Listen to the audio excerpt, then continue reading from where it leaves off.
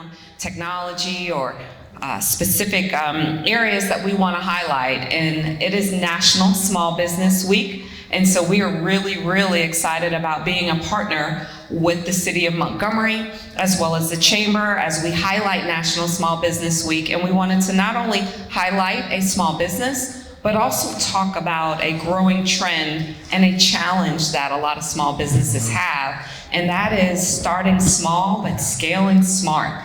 How do you grow your small business? So we're really fortunate to have an awesome entrepreneur with us this evening, and that's Mr. Delali Daraza. So Delali is the founder and CEO of Fearless Tech. So Fearless is based out of Baltimore, Maryland, but Fearless intentionally chose to expand their presence to Montgomery a few years ago. And so with that, we're gonna kind of talk a little bit about Delali's story, but we're gonna talk even more about what it's looked like to scale, because while they were a small business a few years ago, when they expanded into Montgomery, they've gotten pretty big. A little bit. And they have scaled to be a pretty large mid-tier business that's doing some pretty impressive work, not just here, but quite frankly, across the nation.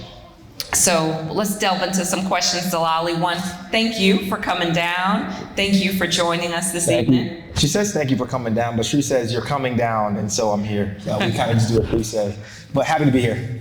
No, thanks a lot. So I've said just a little bit about who you are and what you do at Fearless, but tell the folks a little bit more about your journey, how you started Fearless and how you even started that small, what that vision looked like. Yeah, so the vision of Fearless probably started when I was a kid and I didn't know it. My parents split when I was pretty young, so I was about 4 or 5.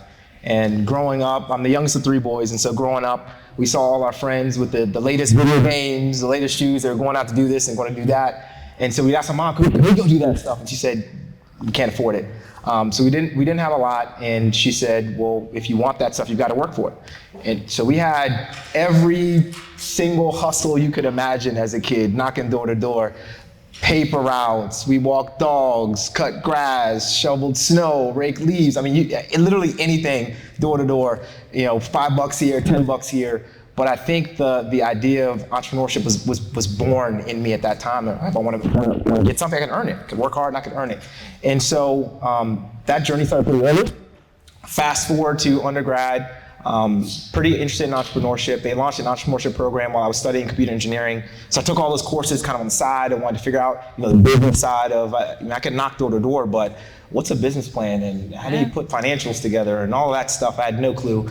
So I wanted to learn those things. And that started a number of startups in undergrad. So Fearless is not my first company, it's my 6th. And the first 5, I failed in spectacular fashion through undergrad. So lots of lessons learned trying to get startups off the ground and figure it out. And really all of those were lessons learned that propelled me to Fearless. So Fearless started off in 2009 on a sheet of paper. It was really this dream of how do you create a company that's really driven by impact, and technology really being at the core of that. Like, we wanted to just help people. How do you build tech to help people? And when you think about all the tech that powers all of the great and amazing things in the world, right? You've got cars that are driving themselves and all sorts of great stuff, and AI is just taking it a step further. But when we thought about missions, whether it be public services through government, whether they be education, whether it be nonprofits, et cetera, tech wasn't powering those worlds. And so that's what I wanted to get into and provide impact. So Fearless was born, and then it was now what?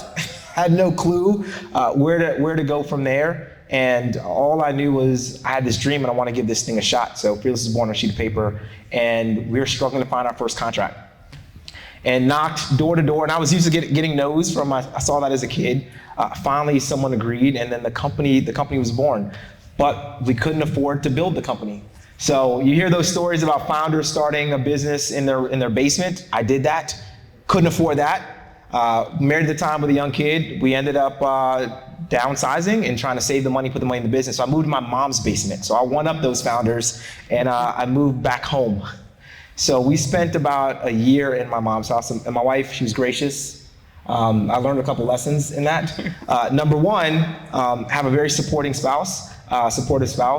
Number two, you should probably disclose that you're moving before you move. She came home like, what are we packing for? I'm like, oh, we're going to my mom's house. She's like, wait, what? So we worked through that, and she said, yes, we're going, I'm here, but you got a year. And so we spent that year really investing back in the company. It was a company of one. And we, pay period would end at 5 p.m. I would invoice at 5:01 to make sure that revenue was coming in. Eventually, enough for a second person and a third person. So that was really the start of the company. Lots of things in between there and today, but I'm sure we'll get into more of that as we go. So if you started that in '09, at what point did you feel like this is a thing? Like I've made it. You're dusting off your shoulder at that point. Probably like 2016. Wow, that's yeah. My math says that's like 7. That's public math. That's 7 years, right? It is. So for the first few years, and really the first few years of a startup, you just are trying to survive. It is a dogfight and it is chaos, and you're just trying to survive. And you're figuring out, when you think about a kid that's born, it's a baby, right? And you don't know what it is, it's mannerisms, personality, and so it takes time for that stuff to develop. You're testing out a hypothesis or a thesis in the business, and you pivot. Doesn't work, all right, try this. Doesn't work, try this, right? And so you're figuring all those things out. So it took a little while for us to kind of get our rhythm, and it took a little while for us to really find our voice. And then once that did, things really started to click for us. Our genesis was through kind of DoD and intelligence work. That's where I'd supported some companies out of college. And so I knew that world, and so that's where we started as a business, but always wanted to drive more impact, right? We were doing amazing things there that we could never talk about. So as I tried to break into healthcare and try to break in other markets, I didn't even speak the language. And it was really hard to diversify and to break out of those spaces. So we had to keep recreating the company as we went. But 2016, we did something that was pretty unpopular. At one point, just about 100% of our workforce was cleared, doing stuff on bases in Maryland, the Fort Meade area. And we decided that we're going to do some more unclassified work. We wanted to do some work in economic development, and we got an opportunity to work with the Small Business Administration. And that came about. We talked to them, and they said, "We're not interested. Can we see your portfolio?" And we said, "No, it's classified." I said, "Cool, but can we talk to somebody?" No, it's classified. Who's your customer? Can't tell you. But trust us, we are really awesome.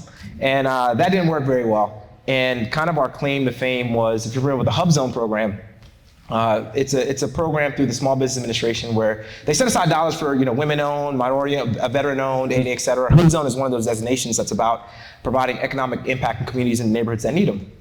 And this program seemed really in line with who we were from a community perspective and want to drive impact in our communities, but they never make numbers, right? They target 3%, they never make numbers. So we're kind of data nerds. We started to pull the data back and figure out what was wrong with the government's program. Found out 2 things: bad tech, bad policy. And so we said, well, we can fix the tech. So we scraped all of SBA's data and we built the tech that we thought they should have on our own dime, which is a new map and a compliance system. And that became a tool that we use internally, became a tool that other companies wanted to use. And then SBA cold called us one day and said, we would like you to stop. And we were like, oh my God, we're in trouble for what? They said, because we want the whole thing. And they sole sourced the contract to modernize all of their Hub Zone tech nationwide. And that became something we could show, and things were off to the races from there. So if it got off to the races from there, and you kind of grew exponentially coming out of that. Was it a tough road? Or was it just like, yes, money's flowing in, we're good, scaling is no problem? No, every tier has been a challenge. So we're a little under 500 people now, including full-time employees, subcontractors, vendors in our ecosystem, and about $100 million in revenue. And that's from 2016 to today. From start to 2016, the first 7 years, we got to maybe 14 people. And so you talk about that growth curve, that first 7 years was all foundational work within the business, and it was a dogfight, right? We call kind of that first 7 years Fearless 1.0, which is survive and figure out what this business model is. And it's hard, right? You've got to convince people and you've got to sell them on something that they can't see, right? We've got this big, crazy vision of how we're going to impact the world and change and improve all these lives. And they're like, great, you guys sound great. How many people are you? We're 5 people. And I'm like, call us in a couple of years when we get a little bigger. You're trying to recruit people, and they're saying, well, how many contracts do you have? 2.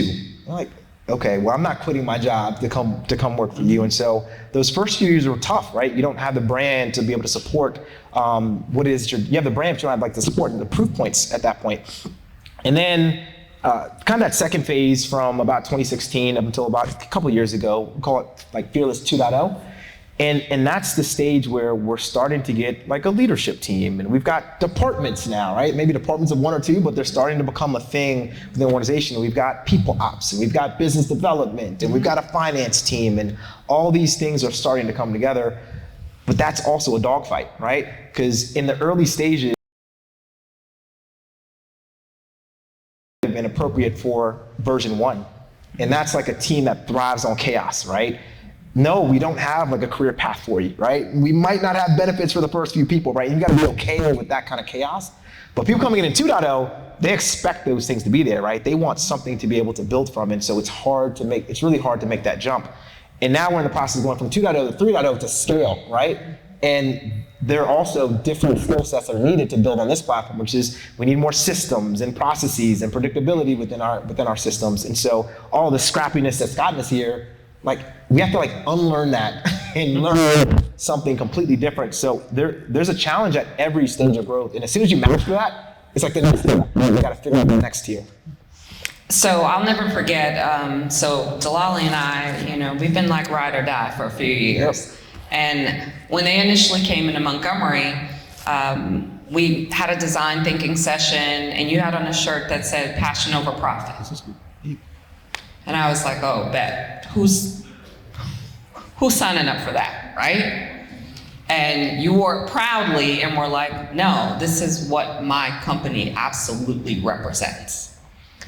Being able to balance that, the passion that you have for the business over the profit, that's hard.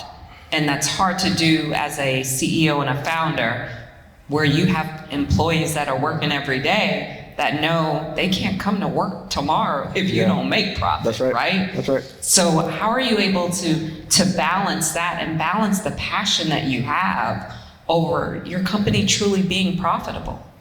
Yeah, it's interesting, right? I think there's a trap that small businesses fall into, early in their life cycle, and it's, do you chase purpose? Do you chase your passion? Do you chase your purpose? Or do you chase the profits, right? And most chase the profits. And you get in this cycle where here's a contract, we'll take it. Here's a contract, we'll take it. Before you know it, you're doing IT work, you're doing construction work, just all sorts of like random projects. And what happens is, even though you think that that's valuable, you've really just built a body shop for yourself, right? And so when you want to exit the company, or the enterprise value that you thought you built, someone's like, well, I don't want all of that. We're looking for a pure play IT services company, or a pure play construction company, or pure play management consulting, right? And because you spread yourself so thin, you don't really have like a deep competency, right? You're just really good at hiring people and throwing them at contracts, right? And so for us, it was always about the purpose first. Our mission, build software with the soul. And the vision is create a world where good technology and great people power things that matter. And so that means all of that great stuff happening in the technology landscape and around the world, it ought to power these important missions that we talk about all the time: government services, it ought to power education, it ought to power social justice issues, it ought to power healthcare. And so that's what we lean into. And what's interestingly enough is, if you can't quantify how that purpose is helping in your bottom line, it kind of doesn't matter. But most people that come to work at Fearless, I always ask them, well, why did you pick Fearless? There's plenty of tech companies on the planet. Why did you pick Fearless? And we built some really dope stuff that I'll tell you about in a little bit. But amazing projects, right? Amazing work that we do, but they almost never say the projects. It is almost always the culture and the community. That's why they're here, right? And so this idea of picking purpose and prioritizing purpose and focus around that, it drives your top line. Now you need some discipline, right? And I'd argue we made a mistake here. We weren't as disciplined. So we've been known to be a very kind of people-centered culture, for a long time, right? We're known for that, right?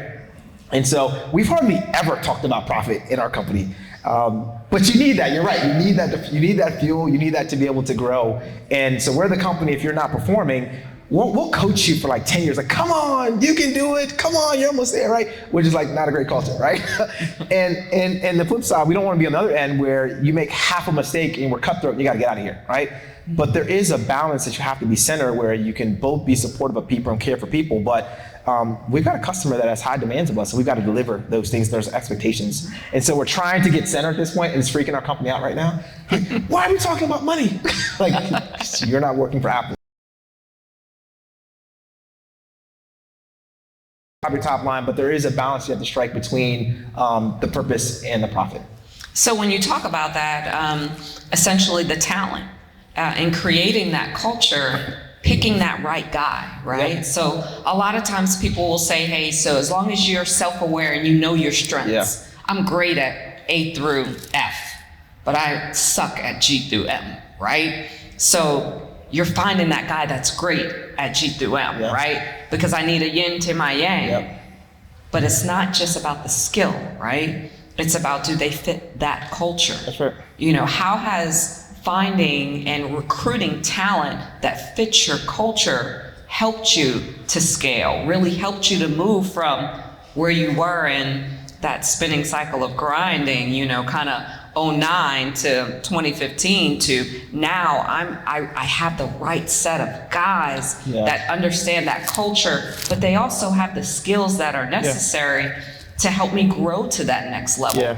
You know, there've got to be some pain points with that. You know, I would love to believe that everybody you hired was the right guy, but I kind of have a feeling that maybe some weren't. How did you go about that vetting and really being able to determine what that person looks like? Yeah, it's tough. I mean, it's tougher. There's no silver bullet to this at all. So much goes down to, and it evolves again. Depends on what stage you are in the company, right? You might need different people at different stages that bring different skill sets to you. The first one is you talk about passion and purpose, right? And there's this concept that we like to talk about, which is we want to deliver outcomes, not just outputs, right? And so when you talk about output, says, well, the contract says we deliver a blue building. Here's a blue building. Well, why do they need the blue building? The house people, well, did you put a bed in there? Did you put, all these things like, oh, they didn't ask for it, right? And so there's a sense of like, let's just deliver what we think they want.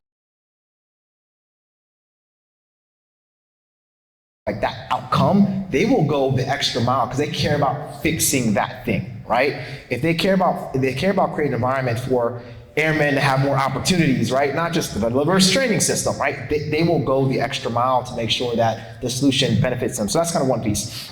I think the second piece is when you look at, in fact, I got a whiteboard somewhere. I'm gonna whiteboard some stuff. Yeah, you have that. All right, I call this my bullseye, right?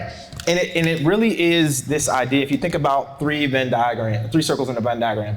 All right. And you got passion.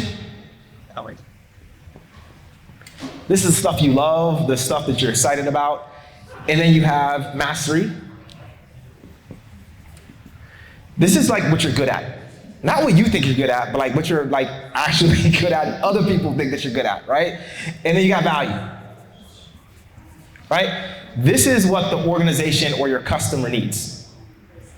You want to find a way to get everyone in the bullseye, right? If you can find a way to tap into what people are passionate about, and that means like you should ask them, what do you love? What are you excited about? What makes your heart beat a little bit faster?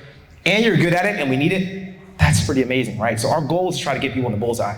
Now, everyone isn't always in the bullseye, right? You may be in what I call zone 1, that you're passionate about it and we need it, but you're not very good at it. And so this is your training zone, right? Right? You need some classes, you need some courses, but you're excited, you want to learn, and so you can grow. But I need to know that we're training you and not that you're a master at it, right? Because we can get you here, right? You may be passionate about it, and you may be good at it, but we don't need you, right? So this may be zone 2, right? And so this is a support. And that means we may need to help you find something outside of our company, right? Because when you're in a place where you're good at something and you love it, but they don't need it, you're now you're doing 2 things wrong. You're robbing yourself of an opportunity somewhere else to drive value, and you're taking a spot from someone in the company that can be in this space. right? And so we gotta like help you find something different. If you're good at something and we need it, you're in zone 3, right? But you're not passionate about it, this is the, like, you're gonna take one for the team zone, right? So we don't need you to do it forever, but like, we need you like to go, we just need you to do this task for a little bit, but you can't keep people here forever, right? You keep people here forever, they're gonna leave your company, right? And so the thought is, people are somewhere in this mix. You want them here, but you need to call out where they are and what kind of support they need along the way. So if you're building and you're growing a team like that, that's running through different zones, and you're doing it at different periods of time, kind of phases of your company's growth, leadership looks different. Correct. At different points of that. One, how do you recruit for that type of leadership? And what are you looking for to see, like, yeah, I look like this today, but I need to look like this tomorrow. And the current guys that I have there, they might not be the team. I might have to add one and it looks like this. Yeah. So like walk through a little bit of that thought process that an average entrepreneur might have to really think about, because you've had that challenge. Yeah, so what happens a lot, most times what happens in an organization is you start, right? And you have to move to the next phase of the organization. And so what you do is you say, I have these 10 people and I have these needs, and so I gotta figure out how to put these 10 people into the new roles to satisfy these needs. And then you go to the next tier and you're like, I got these 20 people and I have these needs, and so these 20 people have to do these needs, right? And you keep compounding that over time. And eventually you will have a group that is actually probably not very good at what you need them to do, right? They're not excited about it. And so what needs to happen, I say, we're going through this right now actually, as we go to this next level, is we're looking at, here is the org chart we need to become the thing of the future, right? What does this look like? Number one, first. Now, who do we have, and can they fit these roles, and are they the right people for these roles, right? And there are some people that are, and they can move into those roles. And some people are like, okay, we need to upskill, right? You're in this skill set, you're in the training zone, you're excited, you're happy to be here, you're a contributor, there's value, and how do we get you to the next thing? And there's some that just may not be a good fit. And again, that means they're hurting themselves and they're hurting the organization, right? And preventing someone else from taking that seat. So you have to have some of those conversations. And so it really is, don't look at the people you have first, look at the org first. What does the organization need? And then you've got to map people in that. And again, this isn't you don't map, you got to go. It's not that, right? You try to find ways to find space for people and upskill them into the new roles, but instead of just incremental change, you've got to make pivots into a new architecture for the organization. So, I've got to ask, are you able to do that as complete self-reflection? Or is it even beneficial to bring someone outside to say, so this is what I look like today, this is where I need to be tomorrow to meet those needs? Is that a good look? Or is it like, yeah, you don't know what I'm talking about, you're not in here, so you can't really give me advice on this? It's a great look. I think, so we just rolled out an advisory board, and I wish I would have done it earlier. Right? And so we're pushing and we're growing and we're doing all this amazing stuff, but we don't know what we don't know. Yeah. Right? And so we're at point A and we're trying to get to point B. And there are people out there that have been to point B, C, D, E, and F, right? And they kind of know the path. And don't get me wrong, every company is different, and so there's a bit of creativity that you can bring and your uniqueness that you bring to the table. But there are some things that are just table stakes, right? At this level, you just have to run your finances this way, period, right? This is just best practice. And so to bring someone in that can say, I can like mentor the team and help get you there is what you need. So this idea of surrounding people with experts in their particular area that are better than you have to have that. Otherwise, you're there, you're trying to do your job, and you're trying to mentor someone and something that you don't even know that well yourself, right? So you want to bring in some outside expertise that has been to where you're going or can at least advise you, because they can say, this is what good looks like. Mm-hmm. And now you can make sure you're either hiring or coaching people into that. So, as we talked about even purpose from that aspect, part of the purpose that Fearless also has is being intentional about the community. Right, and ensuring that you're integrating yourself within the community. I'd love for you to speak just a little bit about, one, how you've done that and how it's benefited the company as a whole, but also helped the company to scale in a more intentional, meaningful way. Because I don't think it was just one-sided. It wasn't just like, I'm gonna give back because it's a good thing to do, right? Yeah. I think it was I'm going to give back and I'm gonna integrate because there are immense benefits for us as a company. Explain a little bit about how you've done that and how it's been, not only helpful to you, but also how do you sustain that? Because that's getting some extra time on some folks sometimes. Yeah. I'll talk about where we were and then where we are today, because it's shifted a little bit. Again, we care a lot about the community, and so we invest a lot in that. And so when people say, okay, what is Fearless? Why did Fearless pick Baltimore? What do you do in Baltimore? Why are you a tech company in Baltimore? I don't think we're just in Baltimore, we're part of the fabric of the city, right? And so when most tech conferences that have in the city, we either run or we're helping to power behind the scenes within Baltimore. When the whole entire city school system does their back to school night, there's a technology showcase, like we curate that and bring all the tech players to the table for the whole ecosystem. A lot of BaltimoreCity.gov we run, the Baltimore Tech Portal we run, right? And there's a lot of engagement that we do around the city. And so when we think about our responsibility as a corporation, we often think about the nonprofits are there, and they're the ones that are supposed to do good and go do all the great stuff and impactful work within the environment, or government may have a role to fund programs or create policies and such, but corporations have an immense role, right, as job creators in the market to be able to create dynamics and conditions. So we cause lots of the problems too, right? Many of them. And so we have a responsibility to lean in that way. And so we've always felt that it's been our responsibility to also lean into the community. For us, success is three things: customer, culture, community, right? It's always been those three for us. And I remember when our BD guy started, he said, I've done BD in sales in a lot of places. I don't know what it is about want us to win. Like, they're like finding ways to like get us to work because they like want us to win. He's like, I've never seen that before. And because the community win isn't just for us, the community wins for them too, right? It's for everyone, it's for the whole ecosystem, right? And so they want us to win because they know that the community is going to win as a result. And so we have been very intentional about the investment, from growing small businesses within the community, supporting startups within the community, within the ecosystem, ensuring that other bigs are putting their money where their mouth is, and there's a very strong social impact lens on what's happening in the space. I can give some examples. Yeah. So we run an incubator. One is we run an incubator called Hutch, and started Hutch about 5 or 6 years ago. And really, this idea, we see many accelerators and incubators and startup studios that are focused around like product services, product companies. So you got a widget you want to grow and scale. There's plenty of those SaaS products, plenty of those out there. But there's such a services-based economy, especially within the East Coast and a lot of within DoD, that we felt like that was a big gap, right? Who's teaching people how to create a great services company, right? And what does that look like? And what does excellent look like? And so it's the program that I wish I would have had. I remember going to my first kind of government contracting 101, and I left there with a binder about this thick, and here's everything you need to go do this and you'll be successful. And like, where do I start? It's a 2-year program that we run that we've sequenced it.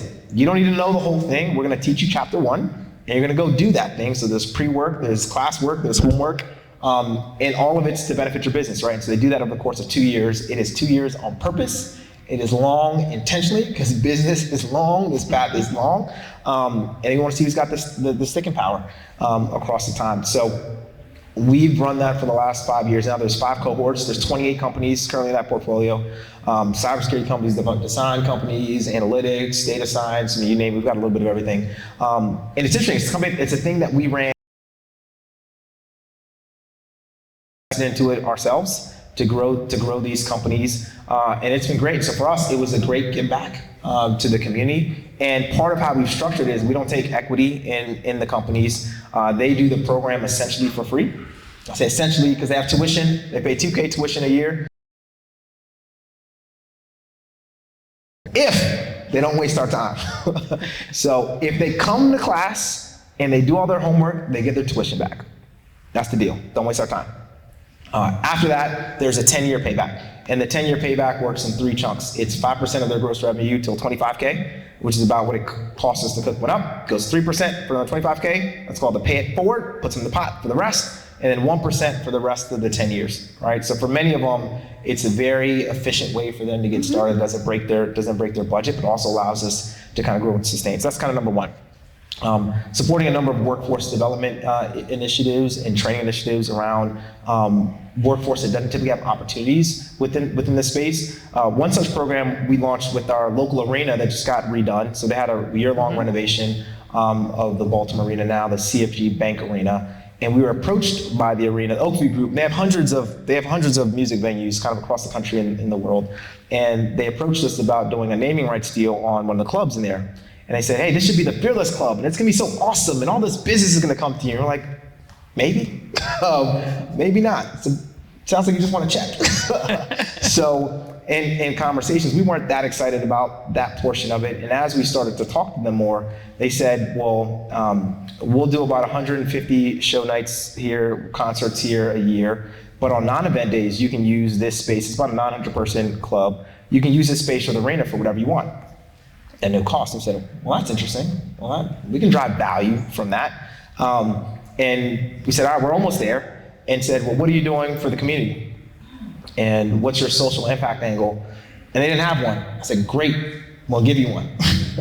So what we pitched them was, we want to be their social impact partner. And so revenues that are generated from the club. So if you go see a show, you're buying drinks from our club, you upgrade your ticket to our club, you're renting the space at our club, a portion of that is going to a fund that we have that supports community initiatives for workforce development, supporting small businesses. And so again, this is the way we're using entertainment to drive dollars that are pumping right back into the community.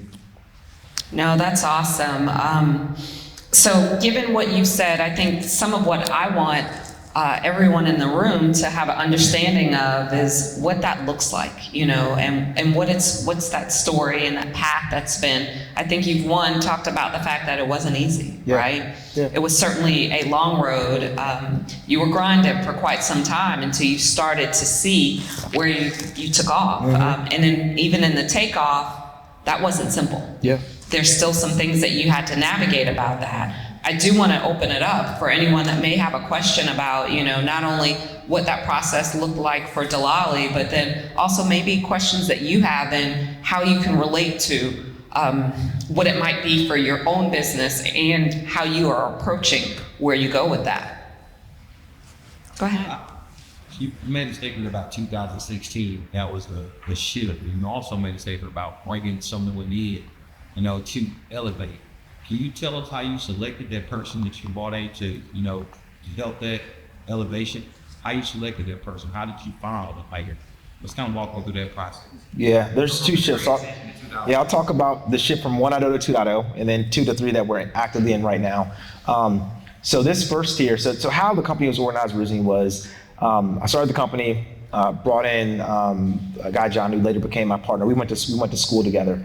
And we were working billable contracts, writing software on base, and he stayed there, and I left contract first and said, all right, I'll go work the back office and get the back office off the ground. So I was during that first stage. And then we brought on additional leadership. After a while, we had enough people, he came off contract, and we hired our first team. And that included, the first person we brought on was a CFO. And we're actually doing pretty well. We just didn't know it, right? We were scared to spend money. Like, are we gonna be out of business? So had a consultant CFO that was kind of just watching the numbers for us and giving us guidance. He said, you can hire people, it's okay, we're all right. And so we then reached out and hired a head of business development. We hired a chief people officer. And so CFO became the head of finance, and then we had someone that ran all the programs and delivery for us at that point. And so those departments started to take shape, right? And how we operated as a company. And what's interesting is when you start to build some of that scaffolding, that infrastructure then can support larger contracts starting to come in, right? Because you have the piece, you have one person doing all the jobs. So that's kind of been the first shift. The second shift and so one thing I didn't mention is, so we've grown the company organically. We've never taken in outside money. So it's all been with revenues that have come in through the company that we've sustained and grown. Now at this stage, we need to go a lot faster. Like where we're going in the future, we're calling Fearless 3.0. Really the goal is around, we're calling 110-1 plan. So by 2030, we will improve 100 million lives in 10 countries and be $1 billion in revenue. And so now we're like, how do we back that down? How do we break that down? What do we need? Who do we need? So as we look at it now, so fundraising will be in our future. So we're thinking about people that have that expertise that can come in and advise us, and how we potentially do a capital raise, right? What does that look like? Mergers and acquisitions will be in our future as well. And so it was looking for someone who has experience with that.